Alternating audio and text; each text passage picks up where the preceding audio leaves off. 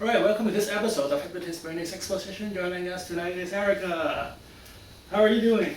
I'm great. I'm happy to be here. That's great. Thanks for coming. So, Erica has been a world traveler. She has been to, where have you been to? I think a better question is where haven't I been? I've been to, well, I've lived in India. Okay. I've lived in Paris. I've lived in Singapore. Wow. I've been just about everywhere in between. Oh, wow. And the best is yet to come. I'm sure. Wow, that's great. That's great. Of all the places you've been to, which is your favorite city? In a way, I think my favorite would depend on what point in my life I'm at. Because to be quite honest, right now, Boston is my favorite. Nice. That's what we like to hear. So, the City of Boston Tourism Board would like to thank us. So, how come you travel so much? Well, my parents worked for the U.S. government for most of my young life. So I was just following my parents around. Okay. And then afterwards, you just decided to... Yeah, I decided to kind of go off on my own. I spent some time backpacking. I spent about 3 months just backpacking around Thailand. Oh, wow. And then I did 2 months backpacking around India. Actually, that was preceded by 2 months in Australia. Oh, wow. Which is where I discovered the model of backpacking, because before that I was just a regular traveler. What changed? What changed in Australia? What flipped that switch? I think it was just being exposed to people to backpackers, you know. Okay. Initially, when I thought of travel, I just imagined, 2 big rolling suitcases. Okay. It was a very sort of like organized endeavor. But then when I was exposed to these young people backpacking, a lot of like Europeans, a lot of Australians, they had their whole life in a bag on their back, and they were just going. You know, a lot of them had like an around the world ticket. Oh, wow. And so they were just hitting all these countries. That's great. It was a very different mentality than I was used to. Oh, wow. And then after seeing that, that's when I left to go have my own backpacking adventure in Thailand. So what do you do? So you just got on a plane and you go? Well, for example, when I went to India, I went for 2 months, and all I had was just a plane ticket and a phone number of a little hostel in Goa, where I never even ended up staying there. I just arrived and found my way. It's a lot of, and I was very against. Do you speak? Is it Punjabi? Do they speak it? You know, I like to say a smile is the same in every language. Oh, wow. So you can get pretty far. You can get pretty far with English and with basic hand gestures. And it was a pretty great experience. And I never used it. I was very against using like travel books, like a Lonely Planet. I didn't want them. What I would do is GPS. No GPS, no cell phones, nothing. I would just talk to people, and there are a lot of not so many Americans, but a lot of like people who speak English. Okay. Other travelers. There's a huge infrastructure, so it was a really great experience. Oh, that's great. It was very, very transformative for me. Oh, well, how long have you been on the road? Like, do you just live on the road for like 3 years? It was the day Obama was elected. Oh, wow. It was my 23rd birthday. Oh, wow. That's when I started my trip to Thailand, which then led me to India. I fell in love with this French boy and followed him to India. Oh. You know. Did you meet him in France? No, I met him in Thailand on this little beach. Oh, okay. Oh, wow. Yeah. Whole other story. Well, join us next week. So what would you like to work on today? Well, the issue that's been kind of pervasive in my life, it's a repeating theme, is just this issue of just being very indecisive and very inconsistent in my life, and always just jumping from one thing to another without fully committing to any one thing. I heard this quote, like a jack of all trades is never successful at any one of them or something, and sometimes I feel like I'm spreading my energy so thin with all the different things I want to do, all the different places I want to go, that I don't fully focus on any one thing. And I know that I'm a person that has a lot of potential, and that I can achieve great things if I can just focus my energy. Right now, my energy feels like this diffused cloud of energy, and what I would really like is to be able to focus like a laser beam. Okay. So is this a career thing that you're talking about specifically? This comes up in all areas of my life, in my career, in relationships, in just everything, it seems. Which area is bothering you the most right now? I would say career. Okay, tell us about it. Yeah.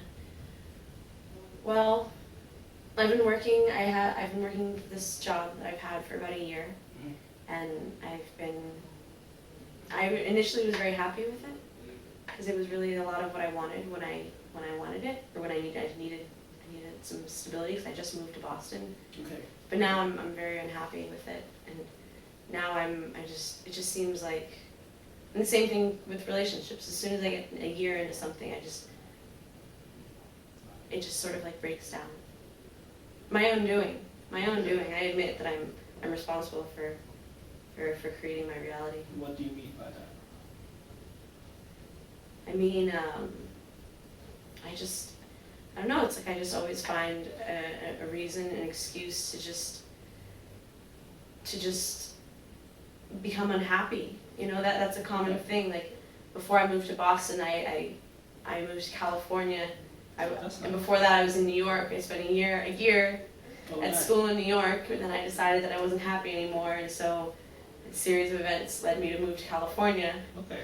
I only was out there for like 3 months before I came running back to the East Coast with my tail between my legs. Really? What was the decision that you made in California to come to? Oh, I had a bad relationship that sort of fell apart, so I had to get away. Okay. So I came to Boston because my sister's here. Okay, that's good. Yeah. Older sister? Older. Okay. Do you live together? No. Okay. She lives in Cambridge with her husband. Okay.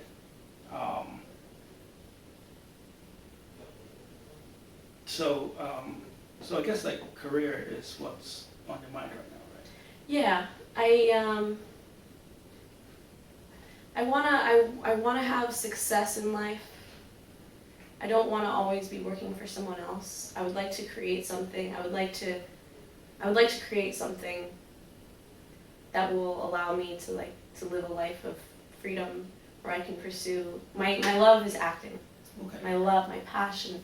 Like, you know that question when they ask you if you could do any one thing, money is no issue. Okay. Everything else aside, what would you spend your time doing? I would make films. Okay. I would act. I would direct.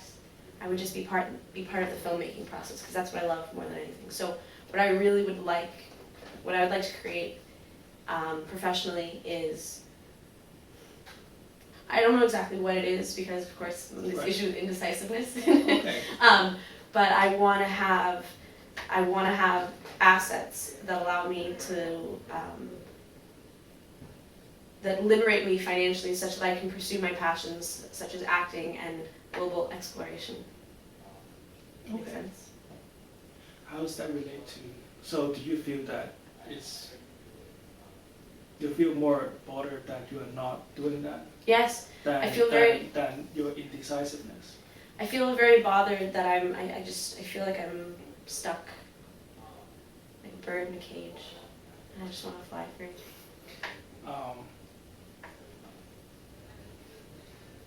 So in a way it is not indecisive. So how?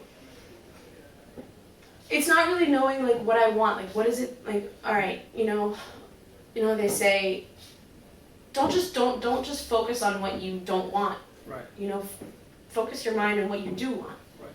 And I've just gotten really good at focusing my mind on what I don't want and what I don't like about what I have. You know, instead of creating something new, but maybe it's like I can't decide on what it is that I really want to create. So when the last time you were at this juncture in your career, where did it gravitate to? Like the last time you were not happy with the job. I left. Okay. And I went on an adventure. Okay. At the time, were you thinking about acting? No. The acting came. I would never ever have admitted to anyone that I wanted to act, because I felt like if I admitted that, I had this feeling there would automatically be this resistance, like, well, why would you want to do that? You're obviously going to fail, you know? So I never really voiced it. I never really voiced that desire until I went out to California, and I got some experience out there, and then ever since I came back, I've been very confident in my desire, and in my ability. Okay. So this is new. So what should be your next step or first step? Moving toward that direction. Well, quitting my job. I want to liberate my time, because right now I'm so much of my time is taken up by my job. So much of my time is taken up by so many of these things that I'm doing that I'm not really focusing on it. So I guess the thing that I would need to do would just be to figure out a way to focus more on what it is I want to do. Right. I'm sorry, I'm not giving you the answer. What do you have to do to move toward that goal? Well, apply for a lot more castings, get a lot more active in the local industry, write a script. I know that if I wrote a script, I could probably get it made. I know that I could attract the resources I would need to make that happen. But here's the thing: I've started so many things, but then never followed through.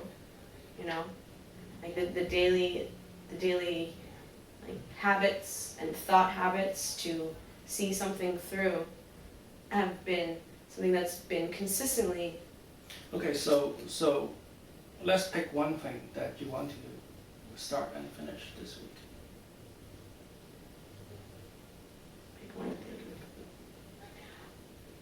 Well, one thing at a time, right? Yeah, you right, can do exactly, many one things, thing at but a you just time. need to do it in order. If I say that what I want to work on is just, you know, becoming more decisive, can we do like a blanket topic, or does it have to be like a specific Well, thing? okay, so what's the next thing you need to decide?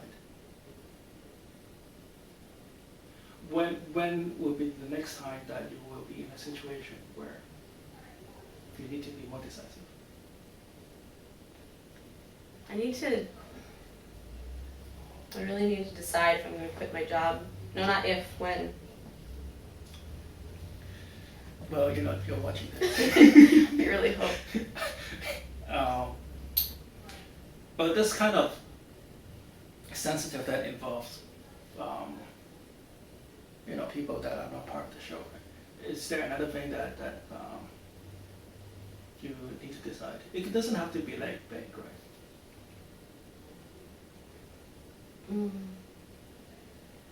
Oh gosh, something big. No, it could be something Not small. something Yeah. small. Yeah. Can you give me an example? Ordering faster in a restaurant, or I know something very simple, very Okay. small, and this is huge, and it seems very small and Right. insignificant, but I know that over time it's something that has enormous ramifications. right? The snooze button. Okay. I say that I want to get out of bed at, say, 6 o'clock and do all these things, do reading, do writing, do all these different things, and then so often the morning comes and this voice comes and it says, and this is a voice that comes up in many different areas of my life. It says, it's okay, it doesn't matter. It doesn't matter. It's okay, it's just this small thing, it doesn't matter. But Okay. when that voice repeatedly comes, every day with all these different things, whether it's, hitting snooze or having a cigarette when I know that I shouldn't, Okay. that's something. It's small, but it's important. So let's focus on. So when was the last time you did not hit the snooze button? Did not or did? Did not. Did not would be last week. I actually moved my alarm on my phone into the bathroom. So I would literally have to get up, Okay. get out of bed, and go turn off my alarm, because I know that if Okay. my alarm's sitting there, even though I have every intention to get up, So when the alarm goes off, right, on a day that it didn't work so well for you, what kind of thoughts go through your mind? when I So- want to so snooze when- and go back to bed, Right. Yeah. oh my god, it's horrible. It says it doesn't matter. Right. It says it's okay. Nothing it's not important what you have to do. Right. It's this voice that just wants to maintain the status quo and doesn't want me to excel. What kind of feelings go through your mind and body? at that time, it's like a sort of like surrender, like, oh, okay, like it just feels so much better just to lay here and be warm and just sleep, even, you know, even though I know that I shouldn't, and then later on I feel guilty. And what do you do? Say, oh, well, you know, next time it won't happen, but then it does. It's a habit. It's a habit that I would like to uproot. Okay, so the outcome of this session would be, so you have to wake up tomorrow, right? Yes, I have to wake up every morning. Okay, Generally. what time? 6. 6. Okay, so when the alarm clock goes off, you will automatically hit the button and then get up and get dressed. So do you know what do you need to do after you get up? Yeah, I do. I mean, you know, a lot of times it's tidy up my apartment, do dishes that are piling up. You see, I sleep in when I have things that I make an intention that I want to take care of them. A lot of times I get home late and I don't want to deal with it, and I always say, oh, well, I'll do it in the morning. It's like I'm constantly putting things off in my life. Okay. And I'm glad that we brought this up because this is a small example, but Okay. I think it's a very powerful one. So, all right. So what we're about to do is hypnosis. Awesome. So we're going to use hypnosis to, I guess, like divert some of the mental energy to where you feel something and then you take action on that feeling, right? So right now I see that you think a lot, but Yes. then instead of doing something, you go back to think about it more. Yes. Sometimes you try to hide your feeling by overthinking it, because when you think about it, you don't have to feel, right? So what we're going to do with hypnosis is that to help you take action upon your thinking. Yes. And then feel accomplished when you do it. And by doing so, you'll be thinking less and doing more. All right, You so got it. sit back. That's the nail, and you hit it on the head. Just turn your chair around a little bit, like you're facing the camera. Take a deep breath in. Have your feet out on the floor. Should I take off my shoes or anything? No, it's okay. So still sit back, out the feet behind. So just push your chair back about the feet. That's good. Push it towards you. All right, that's good. That's good. All right. So hold on your hands like this. Just very gently push down on my finger right here.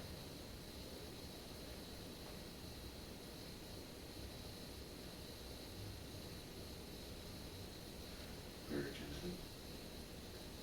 And lightly. And lightly. As soon as your palm touches your knee, you would like you can just let your mind drift and let your body relax. As soon as your palm touches your knees, I want you to imagine yourself on a calm, quiet beach. And on this calm, quiet beach, you can feel the warmth of the sun on the tip of your nose.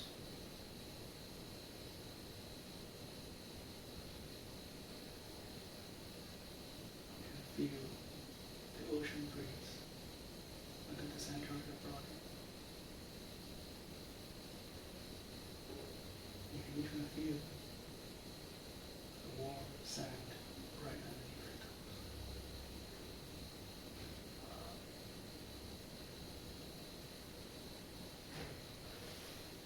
Just relax a little. Let loose. Let relax. Just relax your joints. Loose. Relax.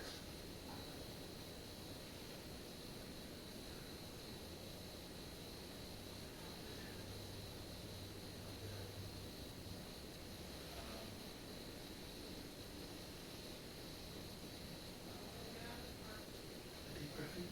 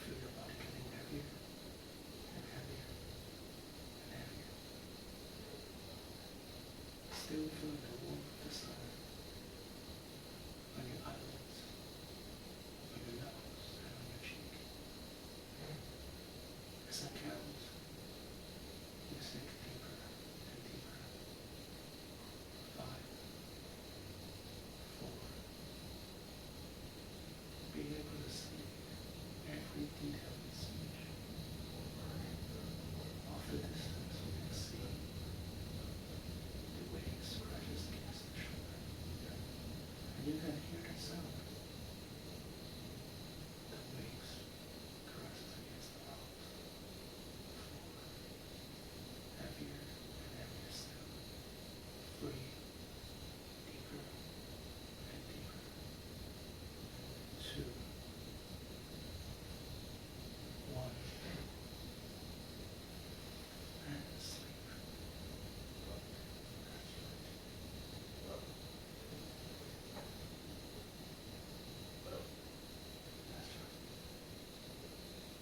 I'm going to count from 1 to 3. I bet you number 3. You'll come back to this room.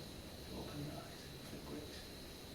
As soon as you hear my voice, only my voice say sleep now, you'll find yourself going back into hypnosis, sleeping twice as deep, twice as comfortable, twice as relaxed. 1, 2, 3. Eyes open, feel good. Take your breath in. How are you doing? Good. Very relaxed. Did you see the ocean? I got a little confused because I could only think back to my island in Thailand. So I had all these like personal memories like coming up. Sleep now. That's right. Just let go all the negative energy you might be holding on.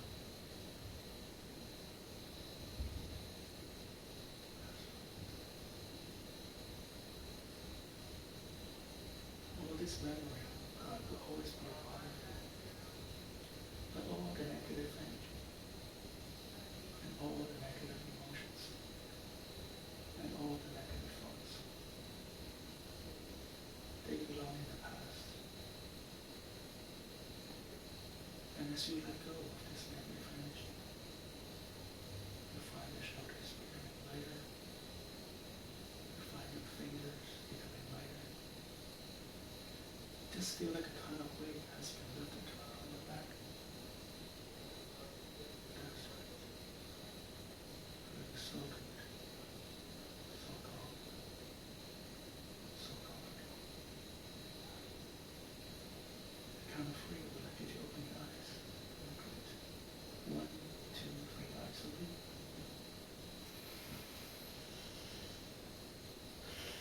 How are you doing?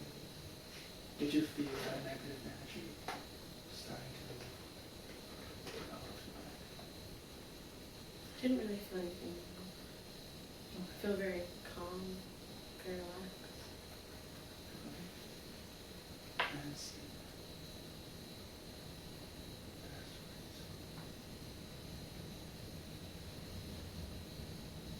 Now, a minute ago, we talked about how to be more decisive. A minute ago, we talked about how you are clouded with different kind of thoughts, pulling you into different directions.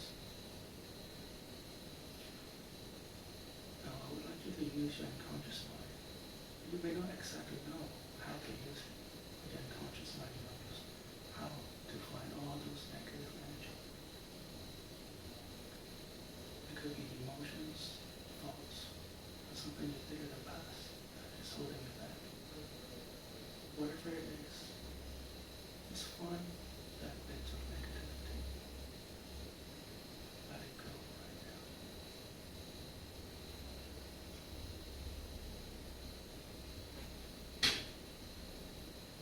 As you let it go, you find the thoughts becoming more focused. You find your action becoming more decisive. You find your vision become more clear. And your hearing become more acute. That's right.